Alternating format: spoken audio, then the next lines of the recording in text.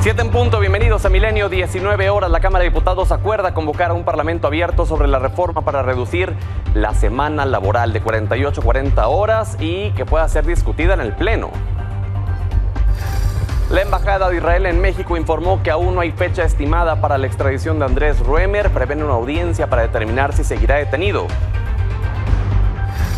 El presidente López Obrador acusa al GIEI de administrar el dolor de la gente en el caso Ayotzinapa. Vuelve a defender al ejército. El grupo interdisciplinario ya contestó defendiendo su trabajo.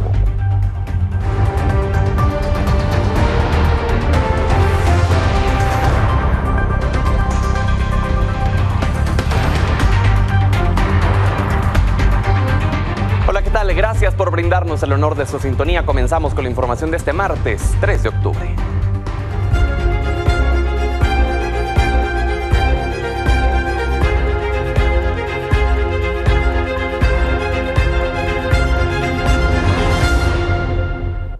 Vamos a la Cámara de Diputados, al Senado de la República. Fueron jornadas intensas en ambos palacios legislativos. Silvia Arellano, Fernando Damián, adelante con lo que pasó el día de hoy. Comenzamos contigo, Fer. ¿Qué tal, Pedro? Muy buenas noches. Pues efectivamente, intensa jornada de trabajo en el Palacio de San Lázaro. Comentarte que la Junta de Coordinación Política acordó convocar a Parlamento abierto sobre la reforma constitucional para reducir la semana laboral de 48 a 40 horas. Esto pues con la expectativa de poder discutir y votar este proyecto en el Pleno durante el actual periodo ordinario de sesiones. Se trata de que los sectores empresarial, sindical, así como especialistas expertos den su punto de vista y también señalen pues el impacto que esta reforma podría tener, sobre todo en las pequeñas y medianas empresas que a veces tienen a un empleado y pues los empleadores sufren muchas veces también para pagar el sueldo y las prestaciones de estos trabajadores. Si tú gustas, vamos a ver cómo lo confirmó el presidente de la Junta de Coordinación Política y líder parlamentario del PAN, Jorge Romero. Lo que resolvimos como Junta de Coordinación Política es que habremos de conformar una comisión de trabajo exprofeso para hacer de esto un tema de parlamento abierto, que escuche a todas las voces, no solamente a las voces partidistas, sino literalmente a las voces, obviamente sindicales, obviamente de las cámaras, obviamente a las voces académicas, obviamente a las voces especialistas, obviamente a las voces ciudadanas. Entonces, Fer, ¿cuál será la duración de este parlamento abierto?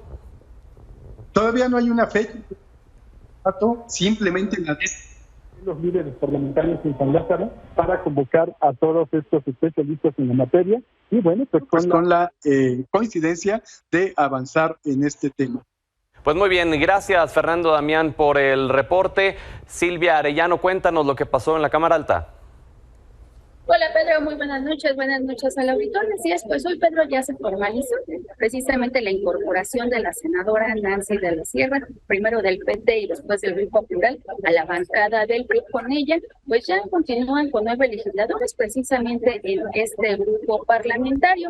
También aquí en el Senado, Pedro, pues este polémico tema sobre la cruz con fotografía y huellas digitales, pues se va a posponer. Su discusión estaba prevista para hoy en el Pleno, se va a posponer para una semana más, ya que la Comisión precisamente de Gobernación pues va a hacer pues algunos ajustes debido a la polémica que se provocó. El senador Eduardo Ramírez, el coordinador de Morena, pues informó incluso que solo va a hacer precisamente una credencial o identificación que no tiene nada que ver con lo electoral, mucho menos con las elecciones del próximo año.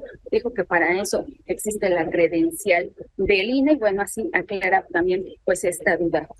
También Pedro, el coordinador de Morena, Eduardo Ramírez, precisamente, pues habló sobre el tema del INE. Recordemos que ayer la Suprema Corte pues dijo al Senado que ya se deben de nombrar precisamente los comisionados pendientes. Para ello, pues se va a abrir una convocatoria, ya que dijo el senador Eduardo Ramírez que los perfiles actuales pues no son independientes, confiables ni neutrales. Sin embargo, Pedro, el tema más polémico de este martes aquí en el Senado fue la filtración de un audio precisamente del coordinador de Morena. Más que una filtración, Pedro, estaba una transmisión sobre un foro de violencia cuando de repente pues se escuchó la reunión previa que tienen los senadores de Morena. Estaba hablando precisamente el coordinador Eduardo Ramírez, y bueno, él les decía que tenían precisamente la instrucción, no se dijo de quién, pero sí de que no se aprobaran o que se rechazara la terna de una de las magistradas para la sala especializada del Tribunal Electoral. Y esto, por supuesto, pues llegó hasta el Pleno,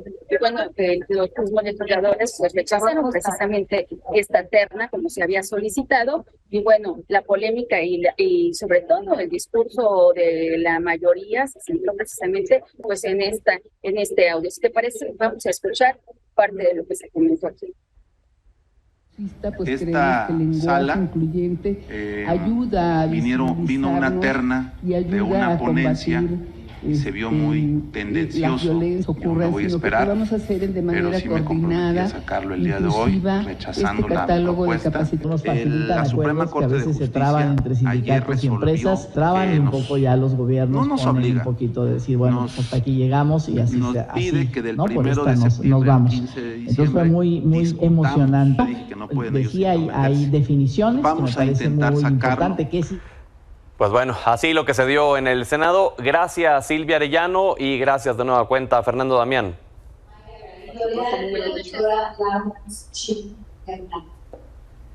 Tengo el gusto de saludar a Eduardo Ramírez, líder de Morena en el Senado. Gracias por regalarnos su valioso tiempo.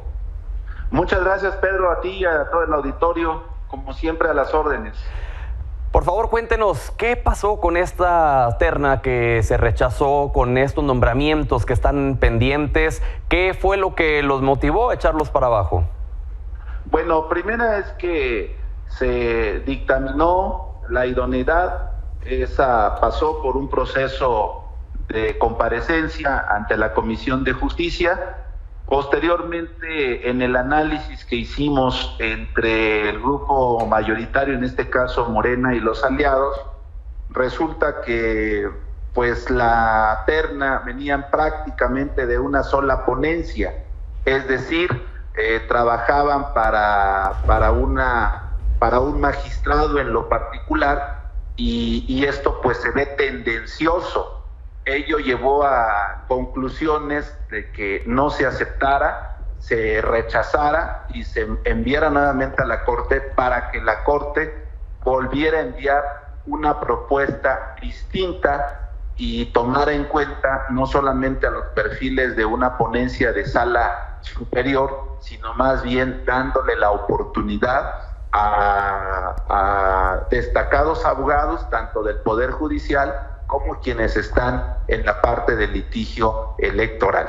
Entonces creo yo que esta fue una de las razones principales que motivaron a rechazar esta propuesta, y no se construyó la mayoría calificada. Por lo tanto, se manda nuevamente a la Corte y esperaremos que presenten en una segunda oportunidad la terna que deberá discutirse en los próximos días. El Partido Acción Nacional dice que Morena quiere dejar acéfalo ahora al tribunal en esta temporada tan importante previa a las elecciones. ¿Es así, que están pateando el bote simplemente para intentar hacer esto?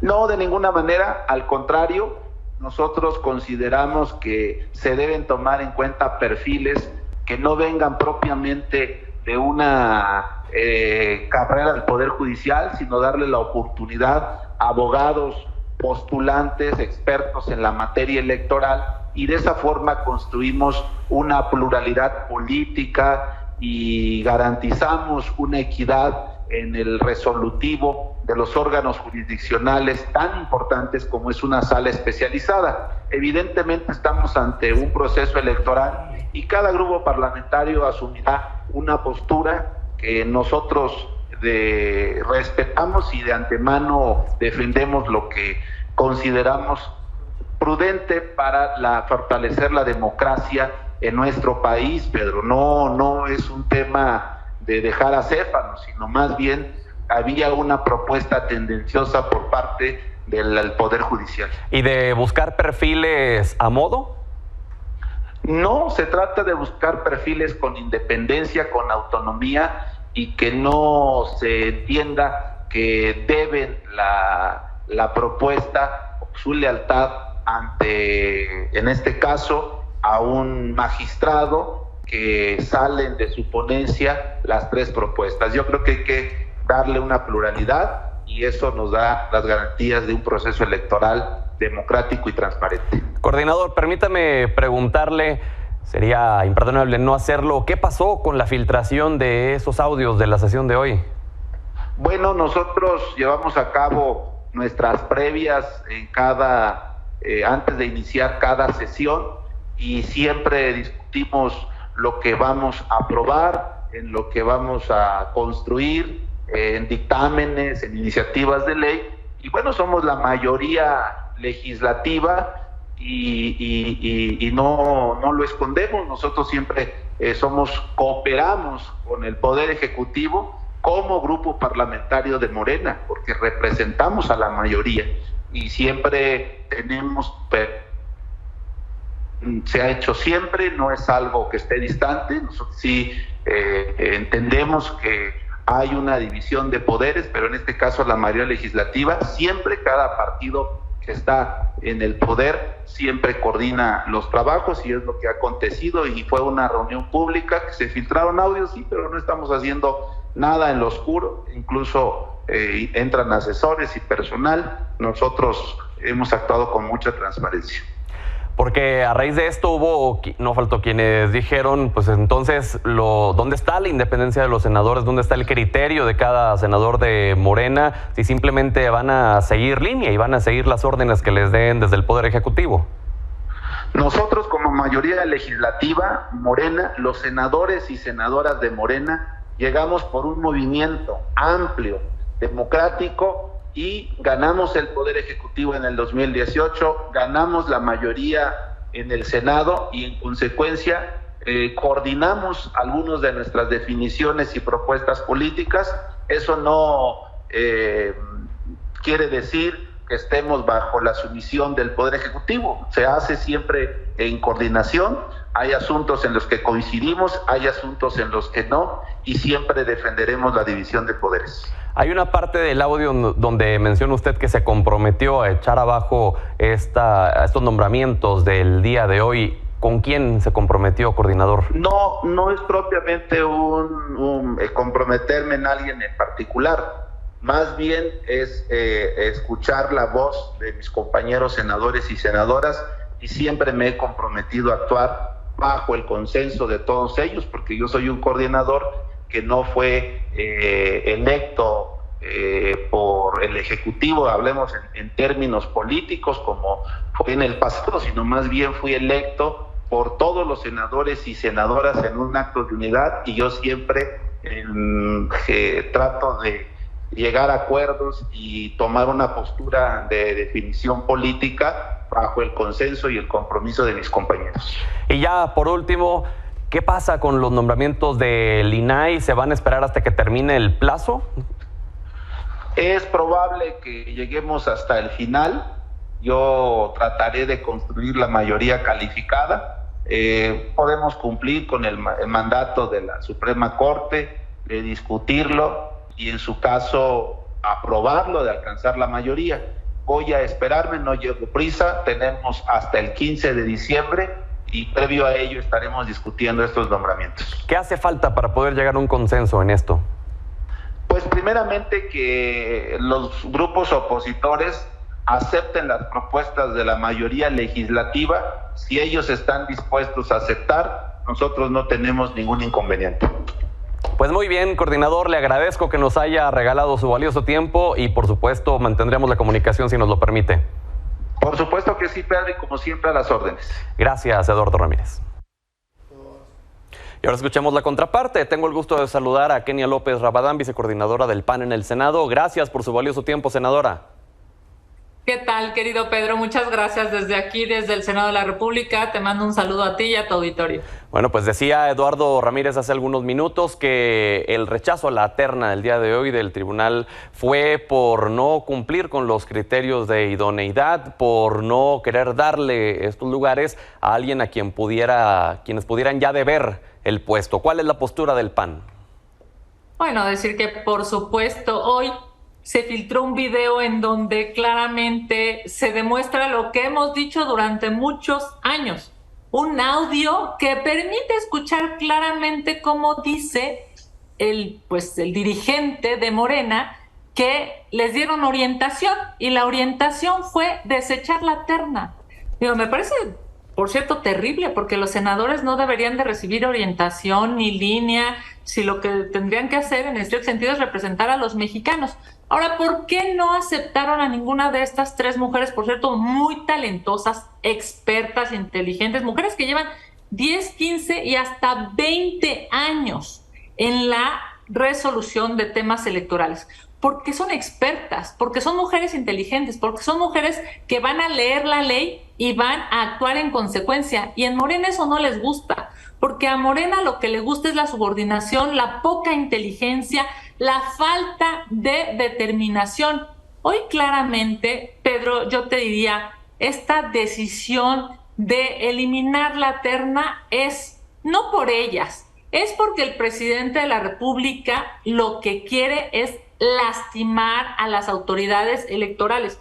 Obvio, se ve que no está convencido que su corcholata favorita, la señora Sheinbaum, vaya a ganar las próximas elecciones, y en tanto más lastima a las autoridades electorales, tendrá un discurso postelectoral para seguramente querer tomar reforma o empezar un yo diría un nuevo movimiento como aquel que lo vimos hacer cuando perdió las elecciones. En caso de que no llegara a darse algún nombramiento para esta terna en específico que nos aprobara, si mal no tengo el dato, entrarían sustitutos, ¿no? Es decir, no hay manera de que legalmente pueda quedar acéfalo.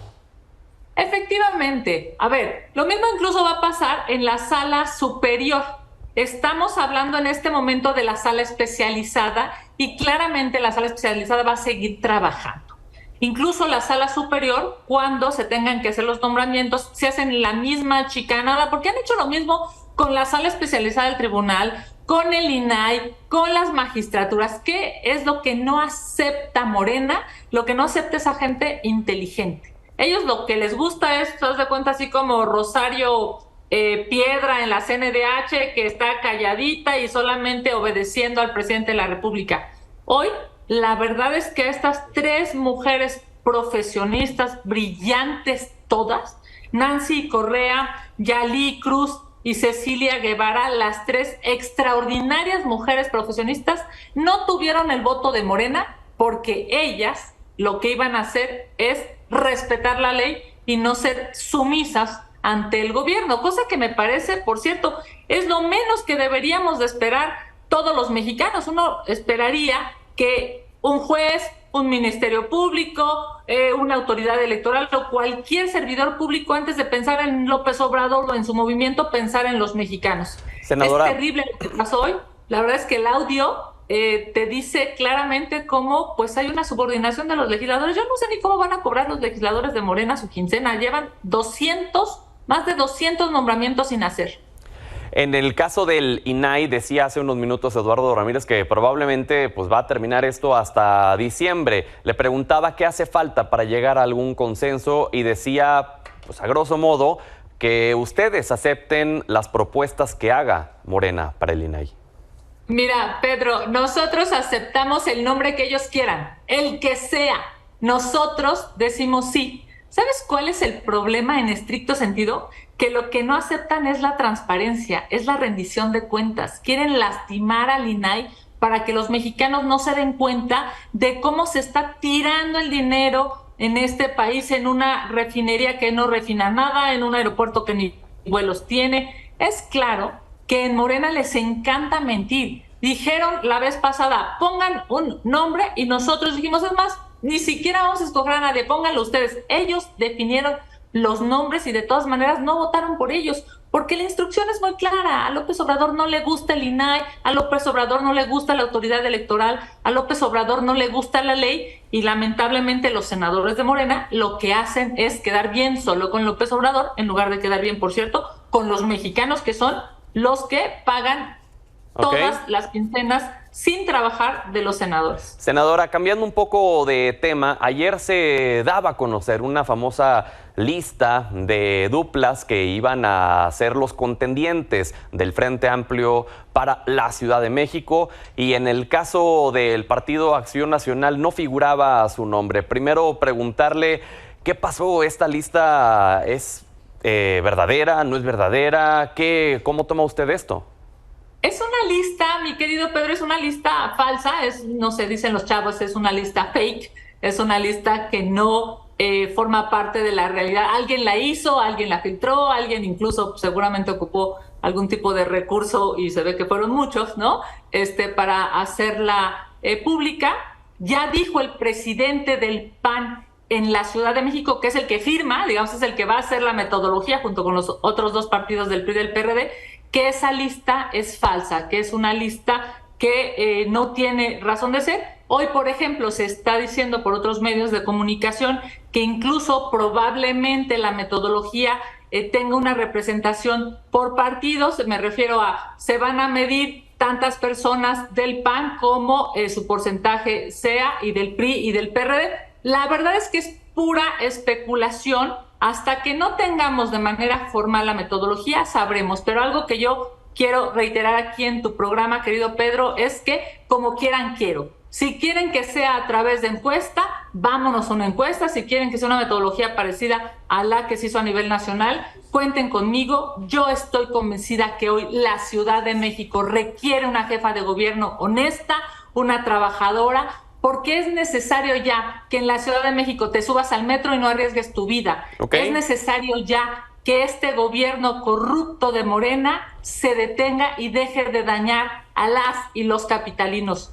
Quiero ser jefa de gobierno, y por supuesto que una vez que se defina la metodología, estaré levantando la mano. Pues muy bien, senadora, le agradezco que nos haya regalado su valioso tiempo. Te mando un abrazo, bonita noche a ti y a tu auditorio. Aquí seguimos chambeando en el Senado de la República. Un abrazo. Gracias, Kenia López Rabadán.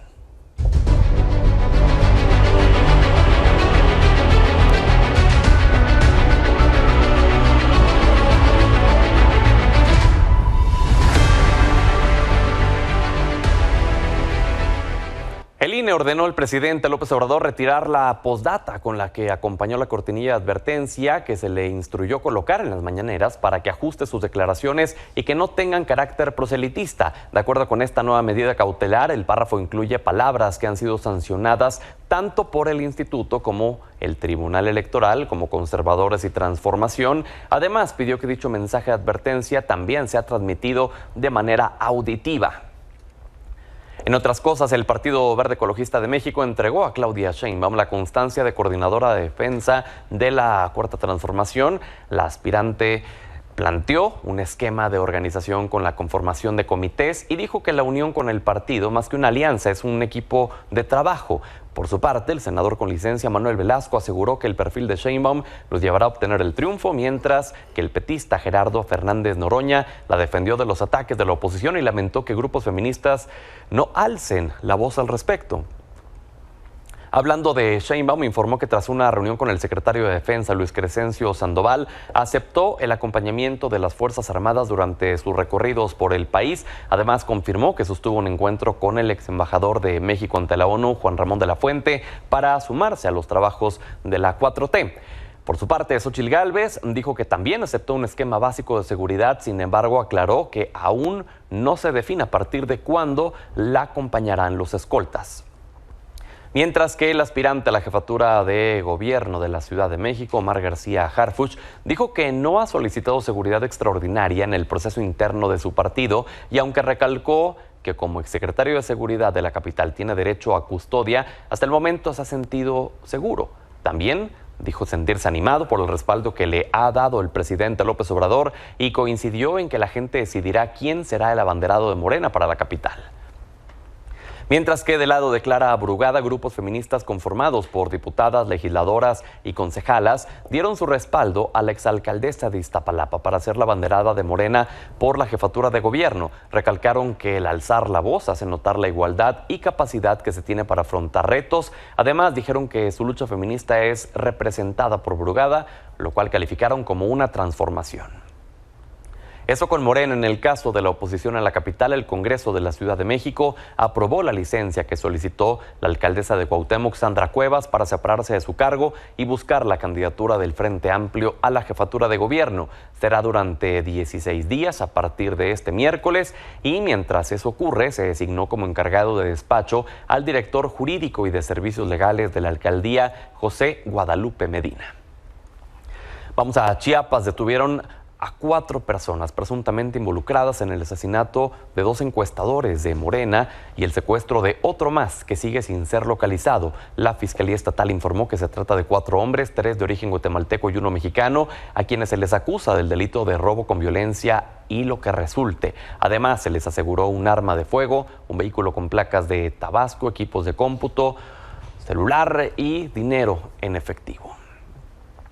Cambiamos de información. Hablemos de la detención de Andrés Roemer. La Embajada de Israel en nuestro país informó que no hay fecha estimada para que se extradite al exdiplomático a México. Descartó que ocurra el 16 de octubre, como circuló en algunos medios, pero detalló que la Fiscalía del Estado ya presentó la petición de extradición ante un tribunal de Jerusalén, además de solicitar que permanezca en prisión preventiva en tanto se determina si se le entrega a México o no. En 2 semanas habrá una audiencia para determinar si Roemer seguirá detenido enfrentando su proceso.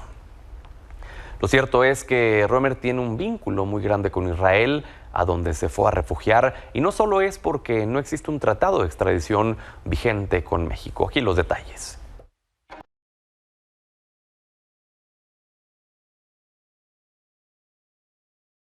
Proper that you use your Judaism to stay in Israel, to escape from Mexico? I'm not escaping from anywhere. I'm sorry. I haven't done anything wrong. Nothing. In Mexico? No, in anywhere. I swear you.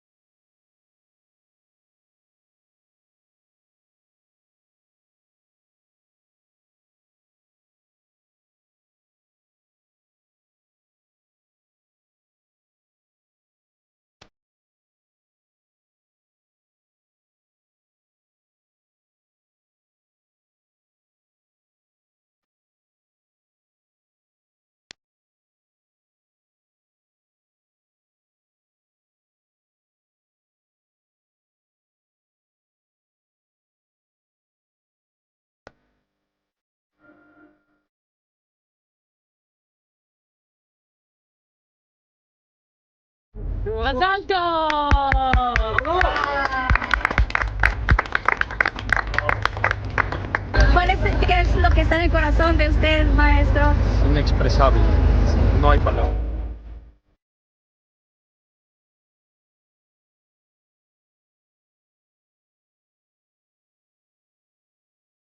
– 7:28, tiempo del centro de México. Ya regresamos. El presidente López Obrador volvió a defender al ejército mexicano por el caso Ayotzinapa y acusó al grupo interdisciplinario de expertos independientes, el GIEI, de administrar el dolor de los familiares de los normalistas desaparecidos. Insistió en que la Sedena ya entregó toda la información que tiene sobre el caso y dijo que los avances que se han logrado en la investigación son gracias a las Fuerzas Armadas, mientras que el GIEI no ha entregado nada que pruebe sus dichos. Además, aseguró que el crimen de Ayotzinapa lo cometió el Estado, pero enfocándolo en que bandas criminales tuvieron contubernio con autoridades locales, eximiendo al expresidente Enrique Peña Nieto. Si ellos tienen elementos, pruebas, que las presenten, y todo es puras conjeturas. Por eso no les tengo confianza. Yo hablaba con ellos y nunca me entregaron nada que probara sus dichos. Y ya basta de estar administrando el dolor de la gente, porque no se debe utilizar el dolor del pueblo, no se puede estar engañando, hay que actuar con la verdad, hay que decir la verdad. A los dichos del presidente respondió el GIEI defendiendo su labor en el caso Iguala y afirmando que la verdad no se declara, se prueba. En una carta aclaratoria, los exintegrantes del grupo, Ángela Buitrago, Carlos Beristain, señalaron que el trabajo de derechos humanos y la investigación tienen muchos obstáculos en las dependencias, lo cual llevó a que en el último año el fiscal especial Omar Gómez Trejo dejara el caso y que autoridades desistieran de algunas órdenes de aprehensión y que dejaran a la Fiscalía General de la República 6 informes con cerca de 90 propuestas de investigación, diligencias y acciones para esclarecer el caso, pero que muchas de ellas están pendientes de realizar. Sobre esto, el presidente López Obrador llamó a los padres de los normalistas a tener una nueva reunión, pero sin asesores ni abogados. Dijo que es conveniente que exista comunicación directa porque en la última reunión no quisieron recibir el informe que les preparó el gobierno sobre la investigación y afirmó que parece que los asesores de las víctimas no quieren que se aclare el crimen y buscan que la 4T sea responsable y encubridor de los hechos, creando una nueva verdad histórica.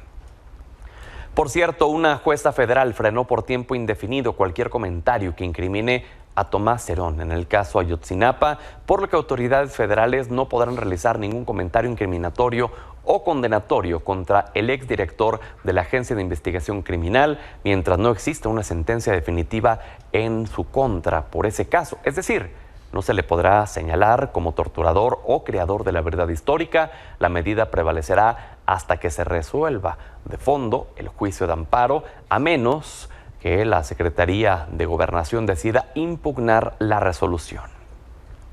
En otro caso, hoy un tribunal federal echó abajo la orden de aprehensión librada contra el exsecretario de Seguridad Pública, Genaro García Luna, quien fue señalado por la Fiscalía General de la República por su presunta responsabilidad en el delito de enriquecimiento ilícito por 43 millones de pesos. Tras esta resolución, la Fiscalía anunció que procederá legalmente contra el juez de control y los magistrados que conformaron la negativa. Además, aclaró que existen otras 3 órdenes de aprehensión vigentes contra el exfuncionario.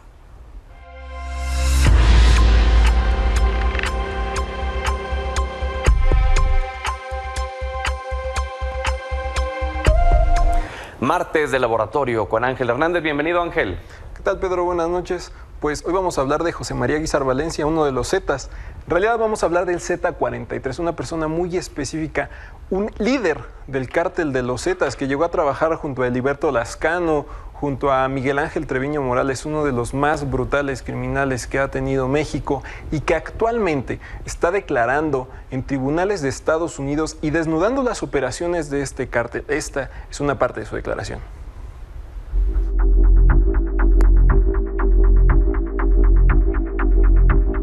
Un ex líder de los Zetas es el as bajo la manga de las autoridades estadounidenses en los casos que mantiene abiertos contra integrantes del sanguinario cártel de los Zetas. José María Guízar Valencia, el Z43, llegó a comandar en los niveles más altos del otrora brazo armado del cártel del Golfo, junto a sus históricos líderes, Heriberto Lascano, el Lasca, los hermanos Miguel Ángel y Omar Treviño Morales, el Z40 y el Z42, e Iván Velázquez Caballero. El 21 de septiembre llegó un acuerdo de culpabilidad por tráfico de cocaína tras su detención en México en 2018 y posterior extradición. El Z43 ya tiene otra condena encima por tráfico de cocaína. Guízar Valencia, originario de California, Estados Unidos, se involucró con los Zetas tras la muerte de su hermano mayor, quien tenía una deuda con la organización criminal. Para saldarla, viajó a Veracruz, donde comenzó a trabajar para el grupo criminal. Su trabajo duro logró ganar la confianza de sus jefes y lo nombraron encargado de vigilar el trasiego de cocaína colombiana en la región fronteriza entre Guatemala y Chiapas. Supervisaba cargamentos de entre 1,5 y 3 toneladas que llegaban frecuentemente a México por el sur. Durante una audiencia en Texas en 2021, donde testificó contra Hugo César Román Chavarría, un exproveedor de armas de la organización criminal, Guízar Valencia dijo que era tan confiable para los líderes de los Zetas que incluso estuvo en sus campos de entrenamiento y se adiestró en habilidades militares junto a Heriberto Lascano y los hermanos Treviño Morales, en especialidades como tiro de francotirador, escape, irrupción y operaciones tácticas. El Z43 también detalló cómo los Zetas hacían sus guisos, es decir, cómo quemaban los cuerpos destazados de quienes levantaban en contenedores con gasolina y diésel, y que tenían cocinas en varias ciudades, como Nuevo Laredo, Monclova, Piedras Negras, Allende y Nava. Pero el Z43 no solamente ha colaborado testificando contra Román Chavarría, también formó parte de los testigos con los que la Fiscalía estadounidense doblegó a los hermanos José y Gerardo González Valencia, parte del liderazgo de los Queenies, brazo financiero del cártel Jalisco. Aseguró, por ejemplo, que vio a Gerardo ir a recoger personalmente varios cargamentos de cocaína junto a su hermano José. Además de saber que fueron los hermanos González Valencia quienes ordenaron matar a su hermano Antonio por robar un cargamento de cocaína.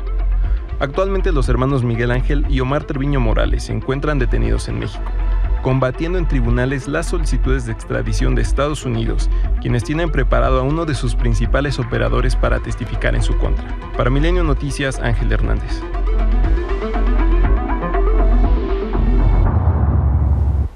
Pues vemos nuevamente que la Fiscalía estadounidense ha avanzado, tiene preparado ya a un testigo muy fuerte en contra de los liderazgos de los Zetas, pero también hay que verlo por el otro lado. Este sujeto, Guízar Valencia, pues asegura que él no asesinó a nadie, que él solamente traficaba drogas y está buscando, eso sí lo sabemos, un beneficio penitenciario, no sabemos cuál, ya tiene una condena encima, se prevé que en unos meses se le imponga la nueva condena, pero veremos qué pondera más el gobierno de Estados Unidos, la seguridad de sus ciudadanos al combatir a los cárteles de las drogas y darle la oportunidad justamente a criminales de que se rediman, hablando en contra de sus propios jefes. Testificando y colaborando con las autoridades. Pues bueno, Ángel, gracias como cada semana. A ti, Pedro, nos vemos. Nos vemos el martes. Vamos a la pausa y ya regresamos.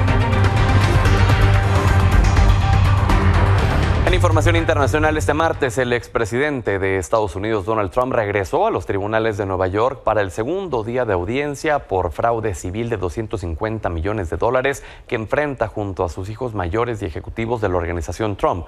Tras una larga jornada de testimonios, el juez impuso una restricción para que Trump no haga ataques verbales contra personal del tribunal durante el desarrollo del caso. A su salida, el expresidente arremetió contra los cargos presentados y dijo que se trata de un fraude inventado.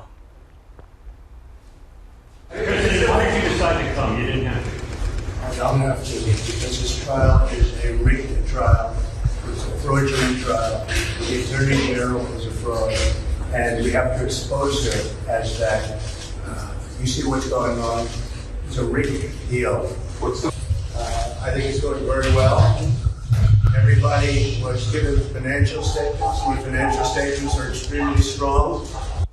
Siguiendo con los temas de Estados Unidos, hoy el republicano Kevin McCarthy fue destituido como líder de la Cámara de Representantes tras una moción en su contra presentada por un miembro de su propio partido, en represalia por concesiones efectuadas a los demócratas. Esta resolución fue aprobada con 216 votos a favor y 210 en contra, siendo la primera vez que una moción de este tipo se realiza, mientras que el representante Patrick McHenry de Carolina del Norte fue nombrado como presidente pro tempore de la Cámara Baja.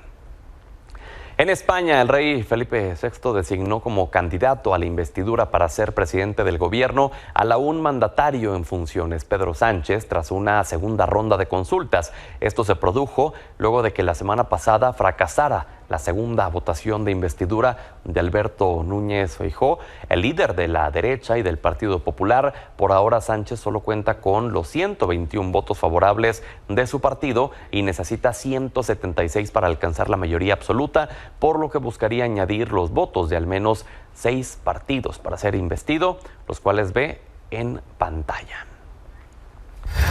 Hablemos de negocios. Gracias al nearshoring se prevén inversiones millonarias en el país. Ana Karina Martínez.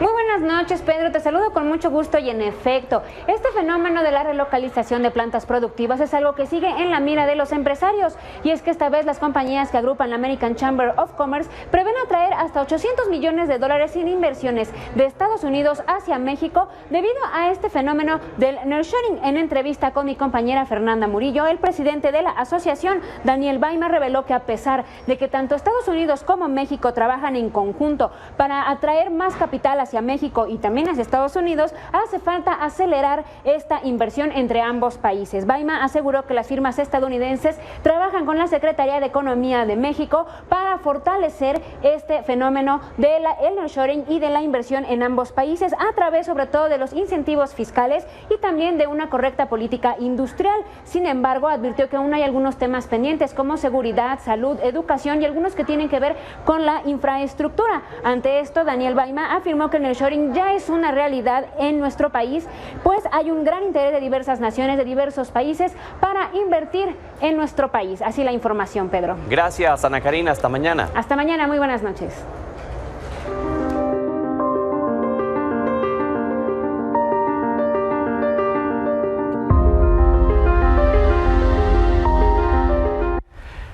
Martes de Hábitat con Fanny Miranda. Bienvenida, Fanny. Gracias, Pedro. Buenas noches. Te cuento que estamos a 10 días de presenciar el evento astronómico del año.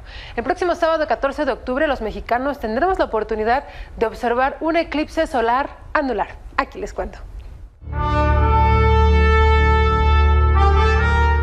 La mañana del 14 de octubre, México quedará bajo la sombra de la luna. Ocurrirá un eclipse anular solar.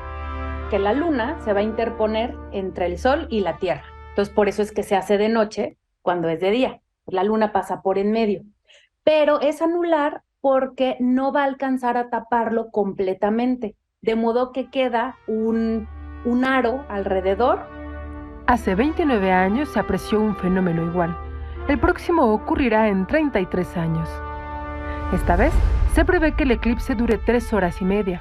Comenzará alrededor de las 9:30 de la mañana, tiempo del centro de México. Cerca de las 11:20 llegará a su máximo y terminará poco después de la 1 de la tarde. El llamado anillo de fuego solo podrá apreciarse en la península de Yucatán, mientras que en el resto del país el eclipse se verá parcialmente. En los otros estados sí se va a percibir en menor porcentaje. Y bueno, aquí en Ciudad de México oscilará entre un 65 a un 70% según las personas. Pues haz de cuenta como si la luna mordiera el sol. Esto puede ser visto pues con algún telescopio o con las protecciones especiales. Los expertos alertan que se puede perder la vista si observa el eclipse de forma directa sin las gafas especiales. Si no las adquiere, es seguro verlo con un filtro de soldador sombra 14, así como de forma indirecta, es decir, mirando la sombra que se proyecta mediante un papel perforado o usando dispositivos caseros hechos de cajas de cartón. La luz entrará a la caja y podrás ver cómo la luna cubre el sol a través del visor mientras el eclipse ocurre. Para observar este fenómeno astronómico, la UNAM prepara un picnic bajo la sombra en las islas de Ciudad Universitaria. Los estamos invitando también a que lleven una manta para que, además de que se sienten cómodamente, esa es una forma también de poder observar el eclipse sin riesgo para los ojos, a través de una proyección hacia el piso. La UNAM dotará de 8,000 gafas especiales, pero espera 30,000 observadores que también podrán usar los telescopios solares con filtros especiales. El Instituto Politécnico Nacional también alista una serie de charlas y talleres. Desde las 8 de la mañana del sábado 14, repartirá 2,500 gafas en el planetario Luis Enrique Erro, mientras que la UAM está convocando a disfrutar el eclipse en el bosque de Tláhuac desde las 9 de la mañana. Los científicos y aficionados también se preparan para el próximo eclipse solar total que se observará en el norte del país el 8 de abril de 2024. Para Milenio Noticias, Fanny Miranda. Fanny, todo un espectáculo, pero ya mencionabas algunas de las medidas de seguridad que hay que tener. Repítenos, por favor, ¿cuáles son? Claro que sí. Ellos alertan que es importante no verlo de manera directa porque podemos quedarnos ciegos. En este caso se puede comprar un filtro del que usan los soldadores, el número 14, o adquirir los lentes certificados. Ya se están vendiendo, por ejemplo, en Amazon o a través de diversas tiendas en línea. También se van a estar regalando, por ejemplo, en las islas de Ceú o en el observatorio también Luis Enrique Erro del Politécnico Nacional. Si no se tienen estos filtros especiales para mirar eclipses, entonces se puede ver de manera indirecta con las proyecciones. Bueno, pues este eclipse pues se va a proyectar en el suelo y de esa manera se puede ver con estas cajas también especiales o haciéndole un hoyito a un papel y ahí se ve cómo se va la luna comiéndose al sol. También en estos eventos que están organizando las diferentes instituciones científicas, pues va a haber telescopios solares con filtros especiales para poder verlo de manera segura. Es toda una fiesta la que están organizando, de verdad que es muy emocionante, Pedro. Seguramente no te tocó el eclipse total de sol de 1991, yo era muy pequeña, pero recuerdo toda la alegría que generó este fenómeno, porque incluso los animales, quienes lo vivieron habrán visto que los animales pues tuvieron cierto comportamiento, los perros ladraron, o sea, sí les los afectó. Gallos cantaron, exacto, los pajaritos se van a dormir.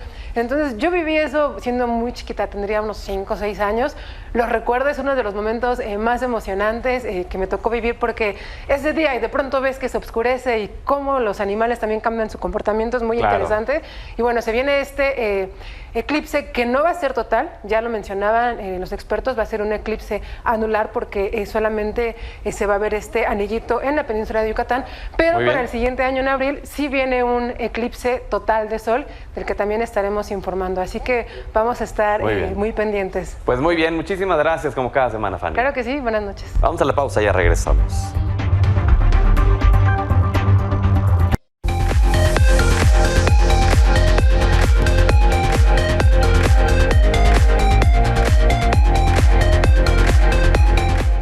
Martes de ver lo más relevante de la tecnología, del mundo de los gadgets, con Fernando Santillanes. Bienvenido. Muchísimo gusto estar aquí, Pedro. Bueno, vamos a ver robots. Y es que, de verdad, la robótica, la inteligencia artificial... ¿Tú eras fan de Mazinger Z? No sé si todavía estabas vivo cuando Mazinger Z existía. Yo sí, pero Mazinger Z, los Gundam, estos robots japoneses míticos... son una realidad. Y son una realidad gracias a empresarios en Japón que han decidido hacer lo que vamos a ver en pantalla. Robot, de verdad que para mí es impresionante. Mide, para que te des una idea, 4.5 metros. ¿Qué? Ojo, no está diseñado para jugar con él. Sí está diseñado para que pueda ayudar en labores de rescate, en exploración espacial. Lo hizo Ryo Yoshida, un empresario de 25 años, que dijo que su intención pues, era crear un producto que muestre la experiencia de Japón en la animación, en juegos, en robots, pero que además ayude. Va a costar $3 millones. Cuando te metes en él, literal, como si fuera Robotech o cualquiera de estas series, al cerrarse, tiene una serie de pantallas que sirven de controles tanto con palancas como táctiles. Este primer prototipo puede mover ya las manos, un poco las piernas, está terminándose de desarrollar. Vimos el primer video de Arcax hace ya un par de años, ahora ya lo vemos funcionando.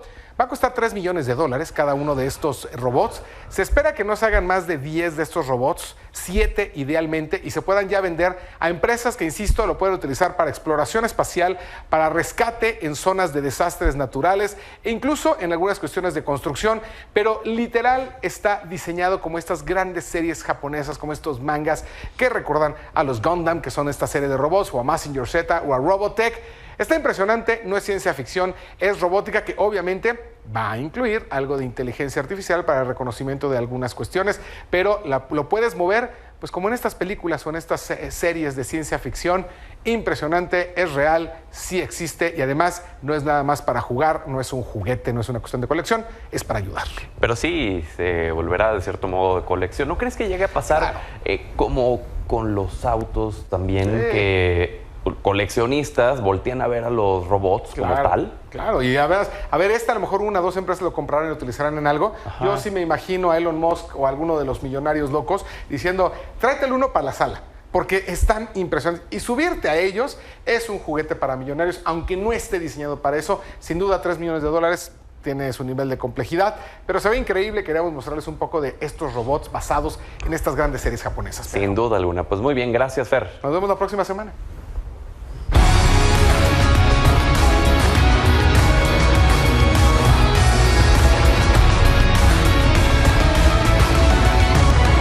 Mineli Ataide, buenas noches. Otra vez sin disciplina en Chivas, caray. Sí, Pedro, muy buena noche. Vaya escándalo el que estalla justamente en el Guadalajara, porque, a ver, Alexis Vega, Cristian Calderón y Raúl Martínez han sido separados del club por una indisciplina, ahora por tiempo indefinido, según se dio a conocer.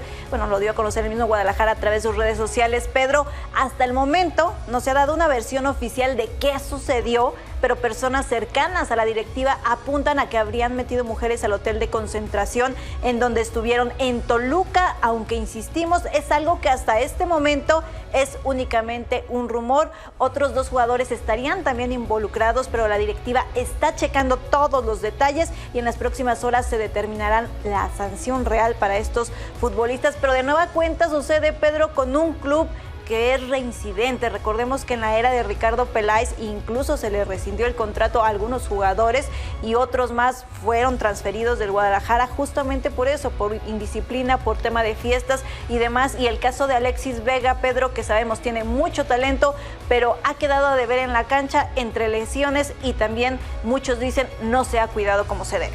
¿Qué crees que haga falta, Mineli? ¿Mano dura?